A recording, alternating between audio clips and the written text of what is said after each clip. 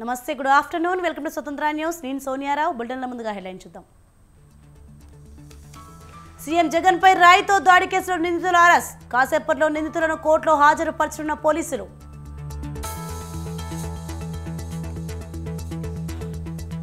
విశాఖపై ఇచ్చిన హామీలన్నీ నెరవేరుస్తాం, ఉత్తరాంధ్ర అభివృద్ధికి కట్టుబడి ఉన్నామన్న బొత్స.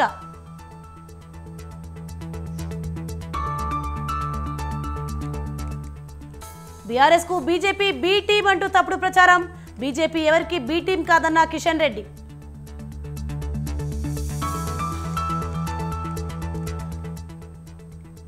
కాంగ్రెస్ కు రాష్ట్రం రైతుల కంటే రాజకీయాలే ముఖ్యం. కేసీఆర్ ను బద్నాం చేయాలనే కాఫర్ డ్యాం కట్టడం లేదన్న కేటీఆర్.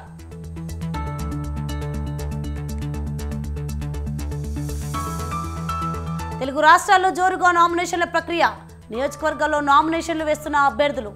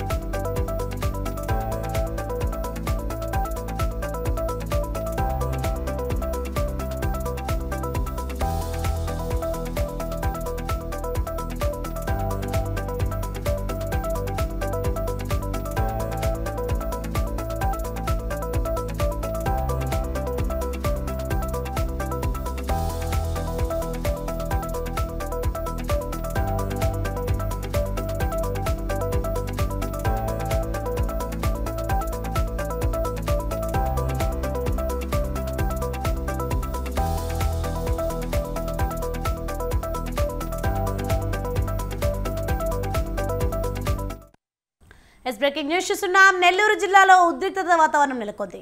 కోవూరు నియోజకవర్గంలో వైసీపీ టీడీపీ అభ్యర్థులు ఒక్కసారి నామినేషన్కి వెళ్లడంతో ఇరు వర్గాల మధ్య వాగ్వాదం చోటు చేసుకుంది.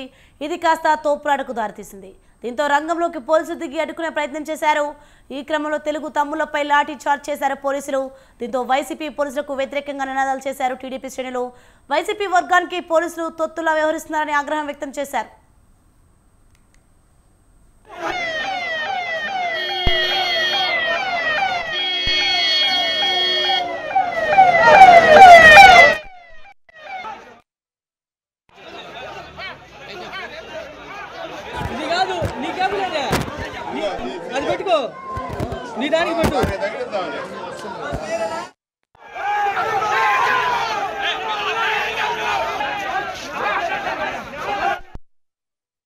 స్వతంత్ర ఎక్స్క్లూజివ్ లో మనం చూస్తున్నాం. బ్రేకింగ్ న్యూస్ చూస్తున్నాం. నెల్లూరు జిల్లాలో ఉద్రిక్తత వాతావరణం నెలకొంది. కోవూరు నియోజకవర్గంలో వైసీపీ టీడీపీ అభ్యర్థులు ఒక్కసారి నామినేషన్కి వెళ్లడంతో ఇరు వర్గాల మధ్య వాగ్వాదం చోటు చేసుకుంది. ఇది కాస్త తోపులాటకు దారితీసింది. దీంతో రంగంలోకి పోలీసులు దిగి అడ్డుకునే ప్రయత్నం చేశారు. ఈ క్రమంలో తెలుగు తమ్ముళ్లపై లాఠీ చార్జ్ చేశారు పోలీసులు. దీంతో వైసీపీ పోలీసులకు వ్యతిరేకంగా నినాదాలు చేశారు టీడీపీ శ్రేణులు. వైసీపీ వర్గానికి పోలీసులు తొత్తులా వ్యవహరిస్తున్నారని ఆగ్రహం వ్యక్తం చేశారు.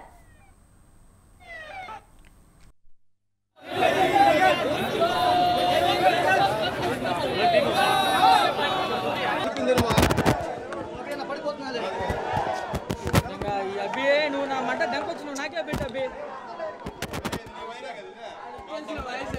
ఇది కాదు, నీ కేబుల్ అదే, అది పెట్టుకో, నీ దానికి పెట్టు.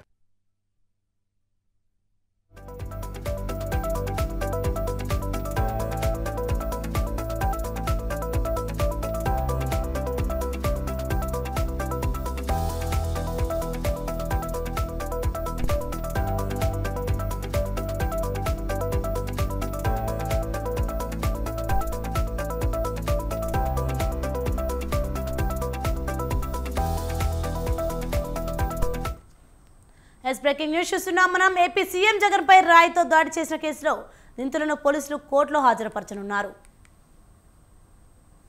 నిందితులతో పాటు మరికొందరు అనుమానితులను పోలీసులు కోర్టుకు తీసుకెళ్లారు.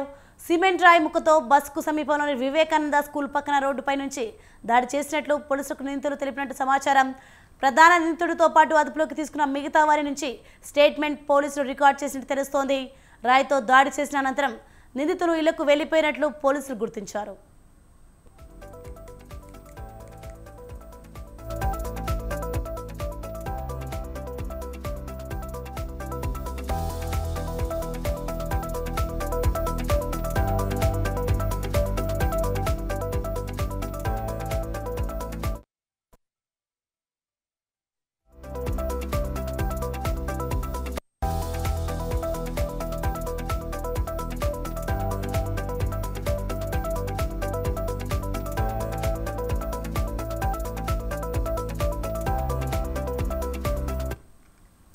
బ్రేకింగ్ న్యూస్ చూస్తున్నాం. మనం తెలంగాణలో సంచలనం సృష్టించిన ఫోన్ ట్యాపింగ్ కేసులో దర్యాప్తు కొనసాగుతోంది. నిందితులు ఇచ్చిన సమాచారాన్ని దర్యాప్తు బృందం పరిశీలిస్తోంది. నిందితుల సెల్ ఫోన్స్ నుండి వాట్సాప్ చాటింగ్, స్నాప్ చాట్ను రిట్రీవ్ చేశారు అధికారులు. కేసులో కీలక నిందితులు పరారీలో ఉన్నారు. వారి కోసం గాలిస్తున్నారు. మరోవైపు జిల్లా కోర్టులో 4 నిందితులు మాజీ ఓఎస్డీ రాధాకిషన్ రావు, సస్పెండెడ్ డీఎస్పీ ప్రణీత్ రావు, మాజీ ఏఎస్పీలు భుజంగరావు, తిరుపతన్నలు బెయిల్ పిటిషన్ దాఖలు చేశారు. అధికారులకు నోటీసులు జారీ చేయడంతో కౌంటర్ దాఖలు చేయనున్నారు. మరోవైపు ఇది హై ప్రొఫైల్ కేసు కావడంతో వాదించడానికి స్పెషల్ పీపీ సాంబశివారెడ్డిని ప్రభుత్వం నియమించింది.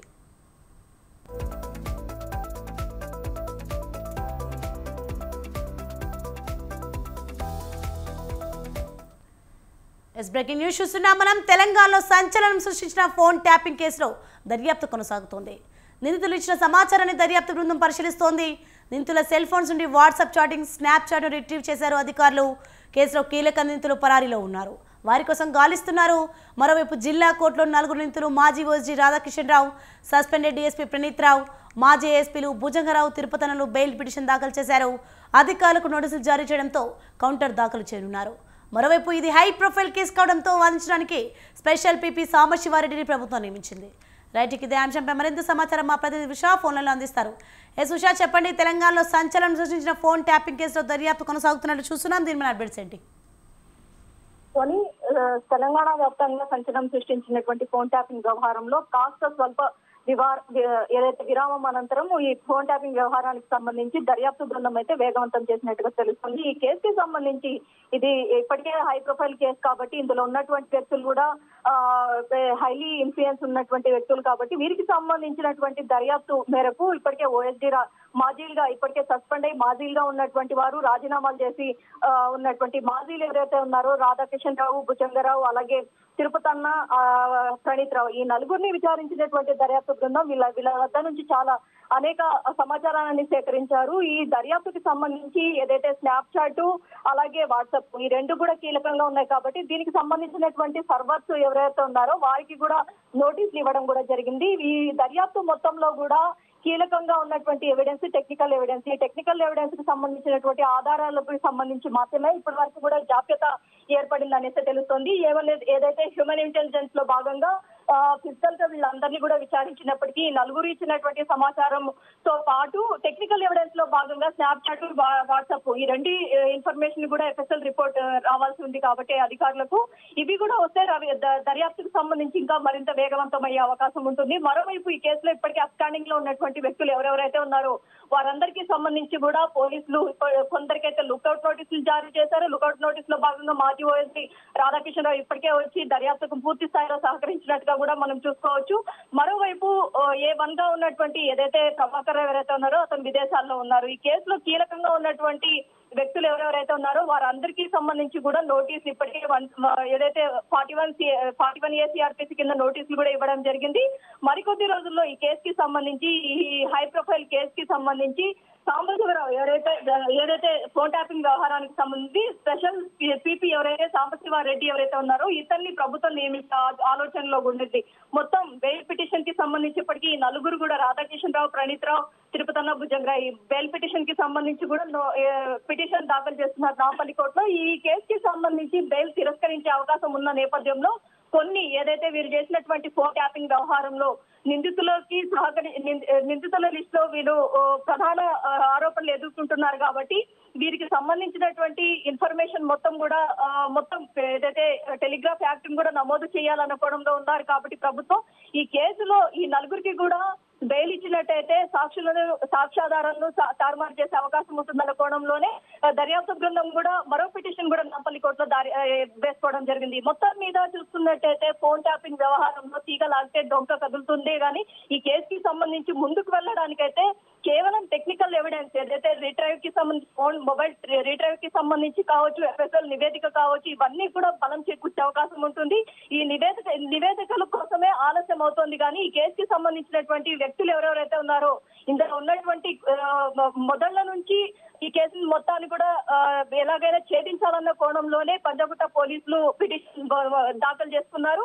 మొత్తం మీద బంజారా హిల్స్ పోలీస్ స్టేషన్ లో దర్యాప్తు బృందం అధికారులకైతే దాదాపు సమాచారం ఉన్నప్పటికీ కూడా ఆధారాలు కావాలి, ఎవిడెన్స్ మెయిన్ కాబట్టి కేసుకి సంబంధించి ఎవిడెన్స్ కోసం అయితే ఈ మొత్తం టెక్నికల్ ఎవిడెన్స్ ఇందులో కీలకంగా మారనున్నట్టే తెలుస్తుంది. సోని సుషా, మరి కేసులో కీలక నిందితులు పరారీలో ఉన్నట్టు తెలుస్తుంది. మరి ఆ పరారీలో ఉన్న కీలక నిందితులు ఎవరు, ఏమైనా సమాచారం ఉందా?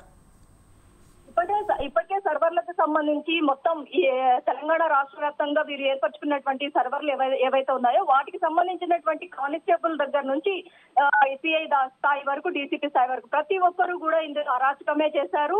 మహిళల్ని కూడా ఇబ్బంది పెట్టారన్న నేపథ్యంలోనే నల్గొండకి చెందినటువంటి కానిస్టేబుల్ ఇద్దరిని కూడా కస్టడీలోకి తీసుకుని కూడా విచారించారు. మరికొందరు సర్వర్లకు సంబంధించి సిరిసిల్ల మిగతా ఏరియాలు ఏవైతే ఉన్నాయో ఆ ఏరియాలకి సంబంధించినటువంటి వ్యక్తులను కూడా విచారించారు పోలీసులు. మొత్తం మీద ఈ కేసులో ప్రధాన సూత్రధారి కుట్రధారి అయినటువంటి ప్రభాకర్ రావు గతంలో మనం చూసుకున్నట్టయితే విదేశాల నుంచి వస్తున్నారన్న ఒక సమాచారం వచ్చింది. అది ఊహాజనితానికే పరిమితం అయిపోయింది. ఇంతవరకు కూడా ప్రభాకర్ రావు రాలేదు, తను క్యాన్సర్ ట్రీట్మెంట్ లో ఫారెన్ లోనే ఉన్నట్టుగా కూడా చెప్తున్నారు. మరోవైపు రాధాకిషన్ రావు ఇచ్చినటువంటి స్టేట్మెంట్ లో బలమైన ఆధారాలు ఏదైతే రాజకీయ ప్రముఖులు చాలా మంది ఇందులో ఉన్నారన్న కోణంలోనే అతను కూడా రాజకీయ ప్రముఖులు ఎమ్మెల్సీ ఎవరైతే తన చిన్ననాటి స్నేహితుడు ఇచ్చినటువంటి ఇన్ఫర్మేషన్ ఆధారంగానే చిన్ననాటి స్నేహితుడికి సహాయం చేసే నేపథ్యంలోనే టాస్క్ ఫోర్స్ వాహనాలు ఉపయోగించుకొని ఏదైతే ఎలక్షన్ సమయంలో ఉన్నటువంటి నగదు లావాదేవీలు మొత్తం కూడా టాస్క్ ఫోర్స్ వాహనాల్లోనే తరలించినట్టుగా కూడా వాంగ్మూలం ఇచ్చారు. కాబట్టి ఏదైతే రిమాండ్ రిపోర్ట్ లో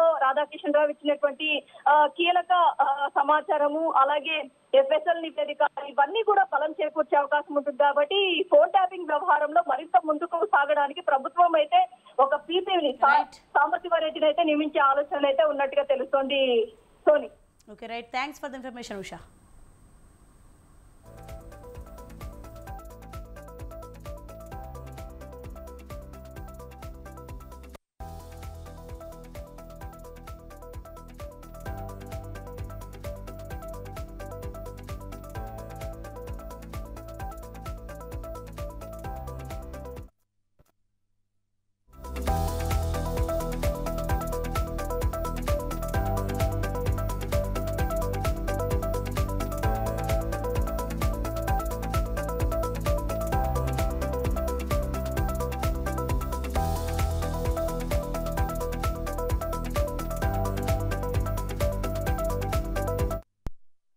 ఎలక్షన్ బిగ్ బ్రేకింగ్ న్యూస్ చూస్తున్నాం. వచ్చే ఎన్నికల్లో 14 సీట్ల లక్ష్యంగా తెలంగాణ కాంగ్రెస్ సన్నద్ధమవుతోంది. ఎలాగైనా ఎంపీ అభ్యర్థులను గెలిపించుకోవాలని ప్రచార పర్వాన్ని తన భుజాలపై వేసుకున్నారు సీఎం పార్టీ రాష్ట్ర అధ్యక్షుడు రేవంత్ రెడ్డి. ప్రస్తుతం కేరళలో వాయనాడ్లో ప్రచారం సాగిస్తున్నారు. పార్టీ అగ్రనేత రాహుల్ గాంధీ తరఫున ఎలక్షన్ క్యాంపెయిన్లో పాల్గొంటున్నారు. రేవంత్ రెడ్డి ఇవాళ సాయంత్రం హైదరాబాద్ చేరుకుంటారు. రేపటి నుంచి మే 11 వరకు తెలంగాణలో ఆయన సుడిగాలి పర్యటన చేయనున్నారు.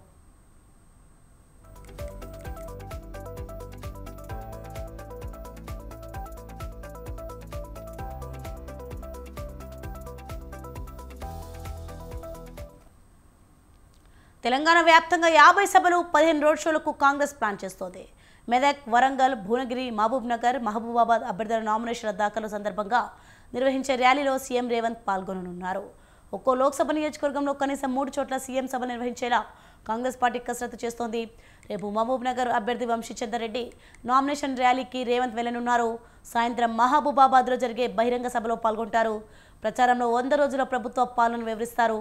కాంగ్రెస్ మేనిఫెస్టో గ్యారంటీలను జనంలోకి తీసుకెళ్లనున్నారు రేవంత్ రెడ్డి.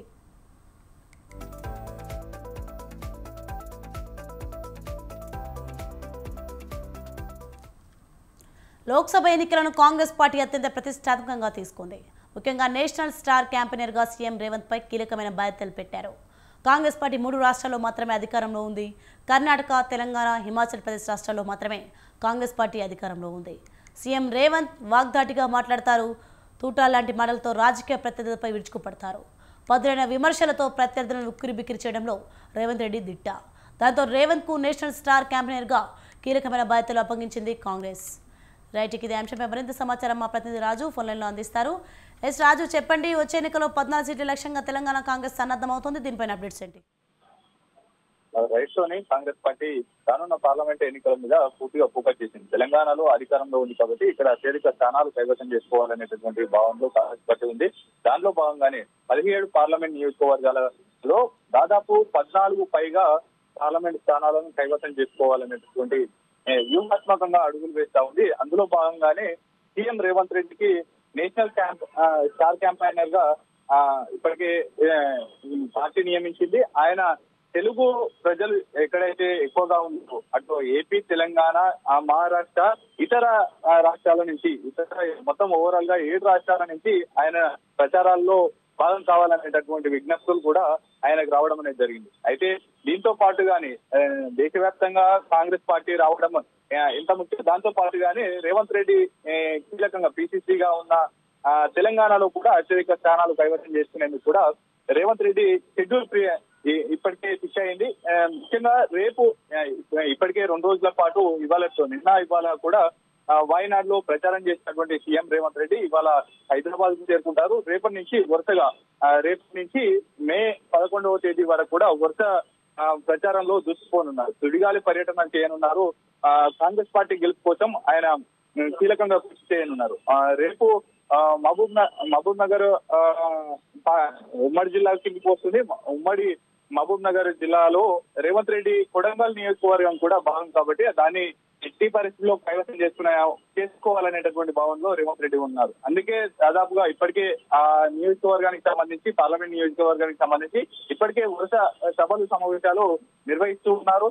అయితే రేపు మహబూబ్ నగర్ పార్లమెంట్ నియోజకవర్గ కాంగ్రెస్ పార్టీ అభ్యర్థి వంశీచంద్ర రెడ్డి నామినేషన్ వేయనున్నారు కాబట్టి అక్కడ కార్నర్ మీటింగ్ నిర్వహించనున్నారు. అనంతరం కూడా మహబూబాబాద్ పార్లమెంటు కాంగ్రెస్ పార్టీ అభ్యర్థిగా మాజీ కేంద్ర మంత్రి బలరాం నాయక్ అక్కడ బరిలో దింపింది కాంగ్రెస్ పార్టీ. ఆయన నిర్వహించేటటువంటి భారీ బహిరంగ సభలో కూడా సీఎం రేవంత్ రెడ్డి పాల్గొంటారు. ఎల్లుండి మెదక్ పార్లమెంట్ నియోజకవర్గ కాంగ్రెస్ పార్టీ అభ్యర్థి నీలం మధు ముద్రాజ్ నామినేషన్ కార్యక్రమాల్లో అలాగే కార్నర్ మీటింగ్ కూడా ఉమ్మడి మెదక్ జిల్లాలో ఉండనుంది.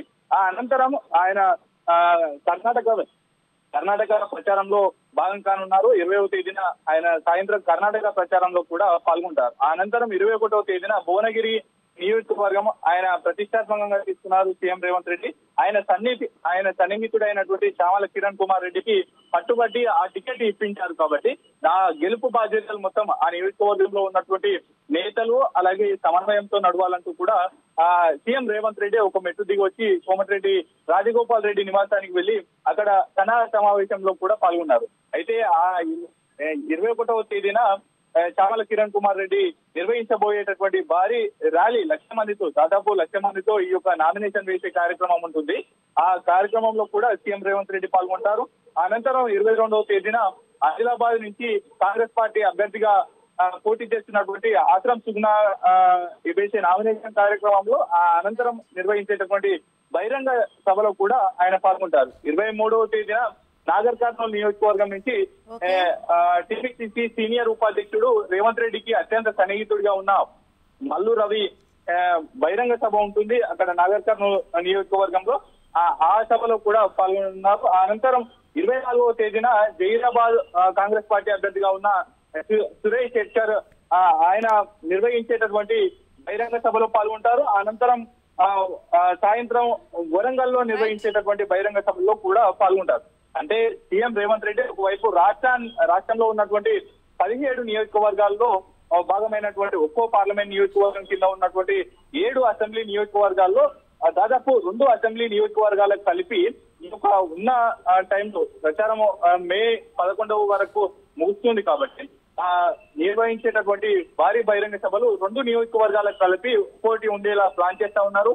ప్రతి పార్లమెంట్ నియోజకవర్గానికి సంబంధించి 3 బహిరంగ సభలు ఒక రోడ్ షో లేదా కార్నర్ మీటింగ్ ఉండే విధంగా కూడా ప్రణాళికలు వేస్తున్నటువంటి పరిస్థితి ఉంది. At the same time Telugu ప్రజలు ఎక్కువగా ఉండేటటువంటి ప్రాంతాలైనటువంటి ఇతర రాష్ట్రాల్లో కూడా ఆయన ప్రచారానికి వెళ్లనున్నారు. పూర్తి స్థాయిలో కూడా ఆయన ఒక నేషనల్ స్టార్ క్యాంపైనర్ గా బాధ్యతలు నిర్వహిస్తూనే రాష్ట్రంలో జరిగేటటువంటి ఎన్నికల మీద ప్రత్యేక ఫోకస్ పెట్టి కాంగ్రెస్ పార్టీ గెలుపు కోసం అయితే కృషి చేస్తా ఉన్నారు.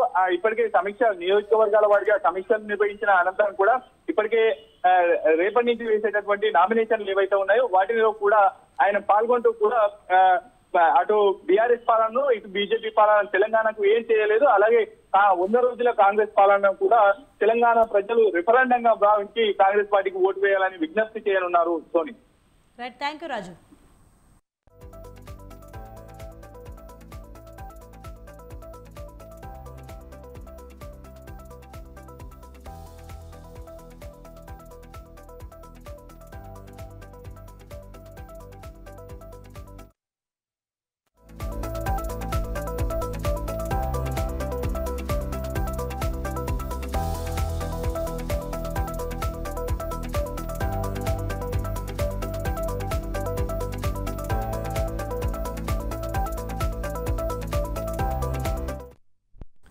ఎలక్షన్ బ్రేకింగ్ న్యూస్ చూస్తున్నాం. ఏపీ సీఎం జగన్ మేమంతా సిద్ధం పేరుతో చేపట్టిన బస్సు యాత్ర 17వ రోజుకు కొనసాగుతోంది. ప్రజలతో మమేకమవుతూ జగన్ ముందుకు సాగుతున్నారు. వచ్చే ఎన్నికలో విజయం సాధించి మళ్లీ అధికారంలోకి రావాలనే లక్ష్యంతో ఎన్నికల ప్రచారం నిర్వహిస్తున్నారు. బస్సు యాత్రలో భాగంగా బస్సు నుంచి బయటకు వచ్చి ప్రజల సమస్యలు తెలుసుకుంటున్నారు. జనం సైతం మండు టెండర్లను లెక్క చేయకుండా బస్సు యాత్రకు పోటెత్తారు.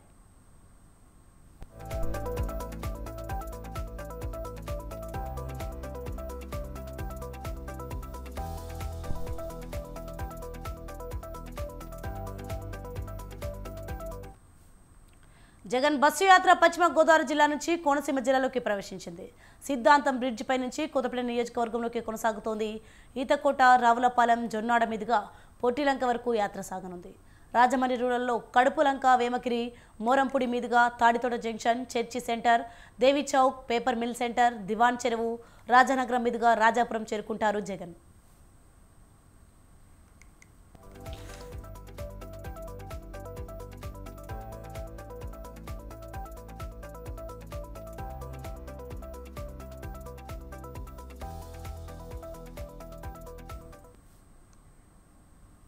తెలంగాణలో 12కు పైగా స్థానాల్లో బీజేపీ విజయం సాధిస్తుందని పార్టీ రాష్ట్ర అధ్యక్షుడు కిషన్ రెడ్డి ధీమా వ్యక్తం చేశారు. మల్కాజ్గిరి బీజేపీ ఎంపీ అభ్యర్థి ఈటెల రాజేందర్ నామినేషన్ ర్యాలీ సందర్భంగా నిర్వహించిన సమావేశంలో కిషన్ రెడ్డి పాల్గొన్నారు. రాజకీయంగా అనేక ఉద్యమాలు చేశారని, ఎన్నో ఆటుపోట్లు ఎదుర్కొన్నారని చెప్పారు. మల్కాజ్గిరిలో ఈటెలను గెలిపించాలని పిలుపునిచ్చారు.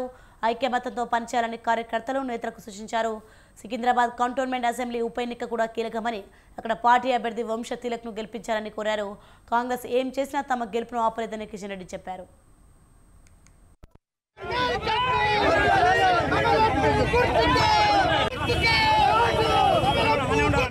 సంబంధించినటువంటి 4వ దశ ఎన్నికలకు సంబంధించినటువంటి నామినేషన్ల ప్రక్రియ దేశమంతా ప్రారంభమవుతా ఉంది.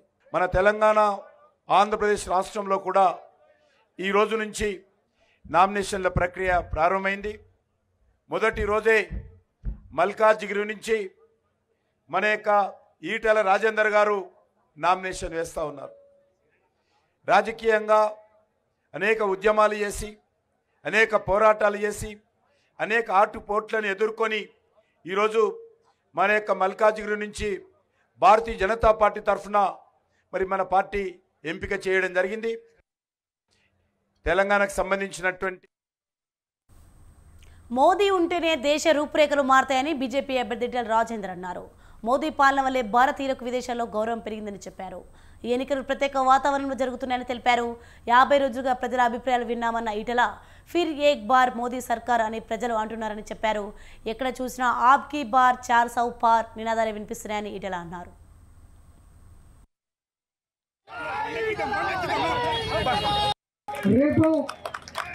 రేపు ఇది కురుక్షేత్ర యుద్ధం లాగా, మల్కాజ్గిరి పార్లమెంట్ లో ఒక కురుక్షేత్ర యుద్ధం లాగా ధర్మానికి అధర్మానికి ఇక్కడ పోరాటం జరగబోతా ఉంది.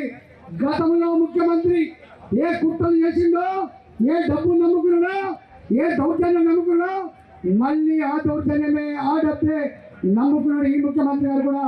అనుభవం రావాలి. 2006లో ఏం జరిగిందో, 2010లో ఏం జరిగిందో, 2021లో ఏం జరిగిందో తెలంగాణ సమాజంలో మర్పరిచుడు, మాయ చేసుడు రాదు. తెలంగాణ సమాజానికి సందర్భం వచ్చినప్పుడు బలిగీసి కొట్లాడే శక్తి ఉన్న, సత్తా ఉన్న గడ్డ నా తెలంగాణ. తెలుగు రాష్ట్రాల్లో నామినేషన్ల పర్వం కొనసాగుతోంది. మెదక్ బీజేపీ అభ్యర్థి రఘునందన్ రావు నామినేషన్ వేశారు. జిల్లా ఎన్నికల అధికారికి నామినేషన్ పత్రాలను రఘునందన్ రావు సమర్పించారు. రఘునందన్ రావుతో పాటు గడ్డం శ్రీనివాస్, అసెంబ్లీ ఇన్ఛార్జ్ పంజా విజయ్ కుమార్ బీజేపీ శ్రేణులు ఉన్నారు.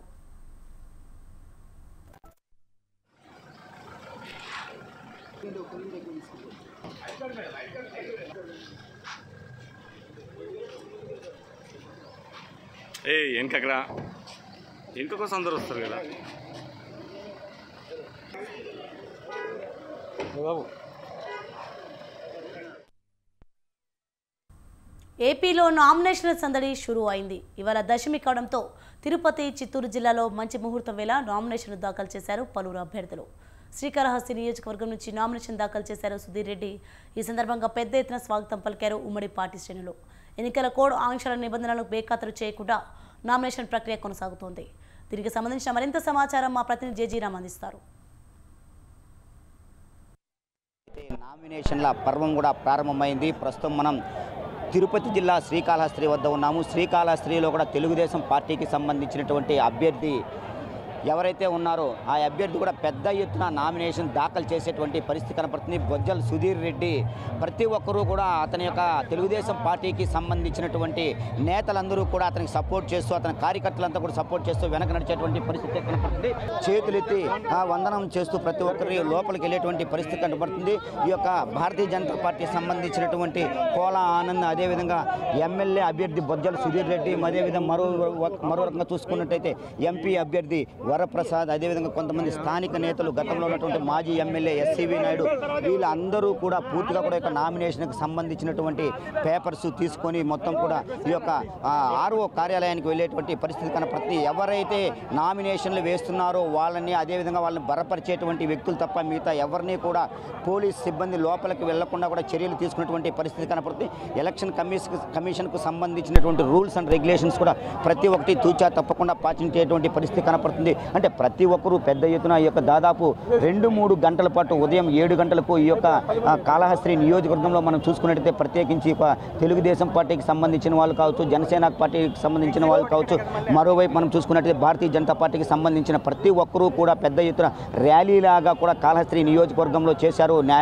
ర్యాలీ చేసిన తర్వాత ఈ యొక్క ఎన్నికల కమిషన్ ఏదైతే ముందుగా చెప్పిన విధంగా కూడా 11 గంటల ప్రాంతంలో కూడా ప్రతి ఒక్కరిని లోపలికి అనుమతించేటువంటి పరిస్థితి లేకుండా పూర్తి స్థాయిలో ఎవరైతే నామినేషన్ దాఖలు చేస్తూ ఉన్నారో ఆ అభ్యర్థులను మాత్రమే లోపలికి పంపించి, అదేవిధంగా ఆ అభ్యర్థుల్ని బలపరిచేటువంటి మరొక వ్యక్తులను కూడా పూర్తిగా కూడా లోపలికి పంపించేటువంటి ఫుల్గా కూడా ఈ యొక్క ప్రయత్నం చేసేటువంటి పరిస్థితి కనపడుతుంది. అంటే ప్రధానంగా చిత్తూరు ఎంపీ అభ్యర్థి టీడీపీ నుంచి మనం చూసుకున్నట్టయితే వరప్రసాద్ రావు, అదేవిధంగా శ్రీకాళహస్తి టీడీపీ అభ్యర్థి బొజ్జల సుధీర్ అంటే ఎమ్మెల్యే పదవికి అతను నామినేషన్ చేసేటువంటి పరిస్థితి కనపడుతుంది. మరోవైపు మనం చూసుకున్నట్టయితే మదనపల్లి నియోజకవర్గం నుంచి కూడా నిషార్ అహ్మద్ వైసీపీ, అదేవిధంగా పలమనేరు నియోజకవర్గం నుంచి మనం చూసుకుంటే వెంకటే గౌడ, ఈ యొక్క 5 మంది నామినేషన్లు దాఖలు చేసేటువంటి పరిస్థితి కనపడుతుంది. ఎన్నికల కమిషన్ ఏదైతే ఉందో పూర్తిగా సంబంధించినటువంటి అంటే అన్ని ఎటువంటి అవాంఛనీయ సంఘటనలు జరగకుండా కూడా పూర్తి స్థాయిలో ఈ యొక్క ఎలక్షన్లు జరగాలి.